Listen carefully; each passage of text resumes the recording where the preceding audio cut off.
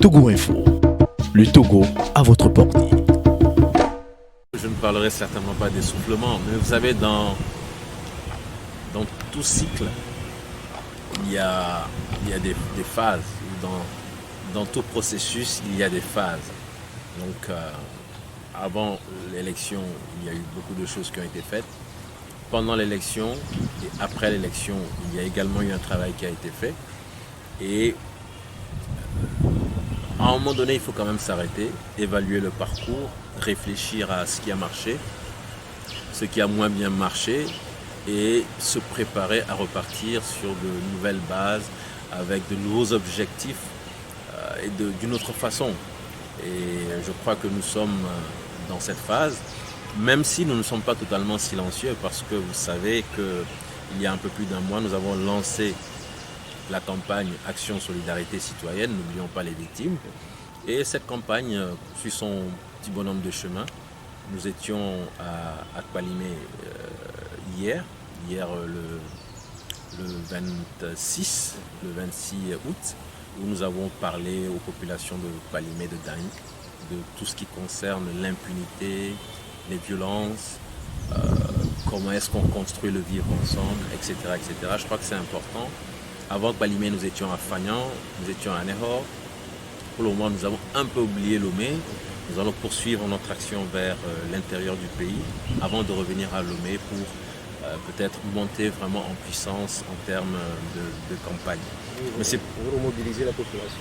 Oui, vous savez, quoi qu'il en soit, nous sommes de la société civile et nous devons jouer notre rôle de contre-pouvoir lorsque nous avons le sentiment que les violences comme celles que nous avons connues durant l'état d'urgence sanitaire, ces violences ont été des violences gratuites, perpétrées manifestement par des gens en uniforme, et que la justice ne joue pas totalement son rôle puisque les responsables ne sont pas identifiés, puisque les coupables ne sont pas punis, à l'instar de ce qui s'est passé aux États-Unis.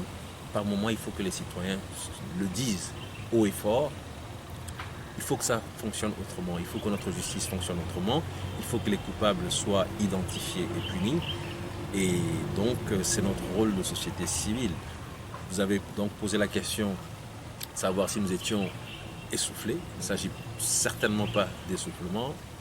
Il s'agit d'une autre phase pendant laquelle nous travaillons encore sur, en tout cas, la question des violences policières, des bavures policières, sur la question de l'impunité et sur la question du vivre ensemble harmonieux. Comment est-ce qu'on construit ensemble une nation? Il faut la justice. S'il n'y a pas de justice, il n'y a pas de cohésion sociale. Professeur David Dossé, récemment, vous étiez cité parmi les 6 personnalités togolaises à être mises sur écoute par le logiciel Pegasus du pouvoir de Lomé. D'abord, est-ce que c'était une surprise pour vous? Non. Je crois que au Togo, ça fait des années en tout cas qu'on entend qu'on est tous sur écoute. Et donc je pense que chaque Togolais l'imagine sans en être certain. Alors récemment, le journal Le Monde et le journal The Guardian en ont parlé, c'est vrai. Mais moi, j'avais déjà eu l'information par l'entremise d'une organisation internationale qui a souhaité quand même la discrétion. C'est pour ça que je ne donne jamais le nom. Et cette organisation avait presque par hasard découvert ce qui se faisait de totalement illégal. Écouter les citoyens sans une action de justice, c'est totalement illégal. Même si on a l'impression que c'est l'État qui le fait, l'État n'a pas tous les droits. Notre constitution nous protège par rapport à nos données personnelles. Il y a une loi qui a été votée en 2019 qui nous protège également par rapport à toutes ces données qui sont à caractère personnel. Et donc, ce qui est fait est totalement illégal. Et donc, lorsque cette organisation internationale l'a constaté, il y a un an, j'ai été appelé par son représentant ici au Togo, qui m'a expliqué la situation et qui m'a dit on va peut-être vérifier pour voir si vous également, vous n'êtes pas sur écoute par rapport à ce logiciel, parce que nous avons identifié un certain nombre de personnes, de personnalités politiques ou de la société civile, ou même des officiers, et même des gens qui sont très très proches du pouvoir, pour ne pas dire on va dire du pouvoir. Et donc mon numéro a été transmis très rapidement au siège qui se trouve en Europe. Et on est resté dans le bureau à discuter. Au bout de quelques minutes, la réponse est arrivée. Effectivement, mon numéro faisait partie des numéros qui avaient été infestés par ce logiciel. Bon. Voilà comment je l'ai appris. Malheureusement, au Togo, nous savons tous que... Peut-être que vous préparez peut-être une action contre l'État togolais parce que vos droits sont violés. Vous risquerez de tenter une action judiciaire contre le pouvoir. Qu'est-ce que vous préparez concrètement? Alors, pourquoi est-ce qu'on a été mis sur écoute? Je ne sais pas. Moi, j'avais appris que ce genre de logiciel était destiné à traquer les terroristes. J'espère que je n'ai pas l'âme d'un terroriste.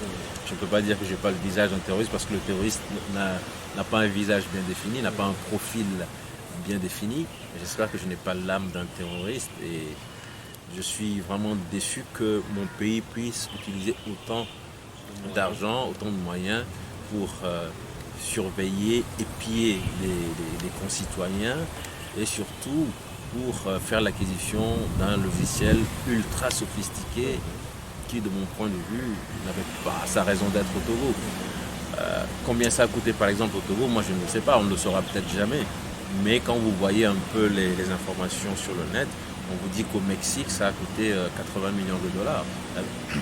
Pardon, et avec ça, cette somme, vous pouvez faire beaucoup de réalisations au Togo en termes de santé, en termes d'éducation. Actuellement au CHU Sylvanus Olympio, nous n'avons pas de scanner.